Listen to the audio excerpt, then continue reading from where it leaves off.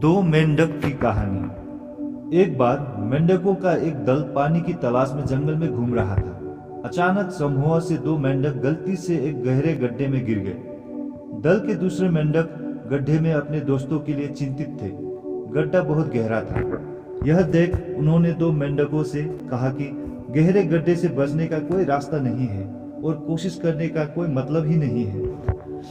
वे लगातार उन्हें हतोत्साहित करते रहे क्योंकि दो मेंढक गड्ढे से बाहर कूदने की कोशिश कर रहे थे।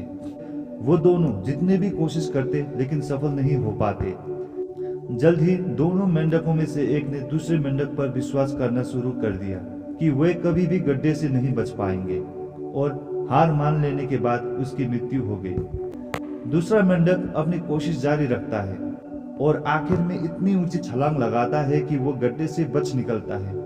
अन्य मेंढक इस पर चौंक गए और आश्चर्य किया कि उसने ये कैसे किया। अंतर यह था कि दूसरा मेंढक बहरा था और समूह का हतोत्साह नहीं सुन सकता था। उसने ये सोचा कि वे उसके इस कोशिश पर खुश हो रहे हैं और उसे कूदने के लिए उत्साहित कर रहे हैं। इस कहानी से हमें यह सीख मिलती है, दूसरों की राय आपको तभी प्रभावित करेगी जब आप उस पर विश्वास करेंगे। इसलिए बाहरी शक्तियों से खुद को कम प्रभावित होने दें और स्वयं पर विश्वास करें।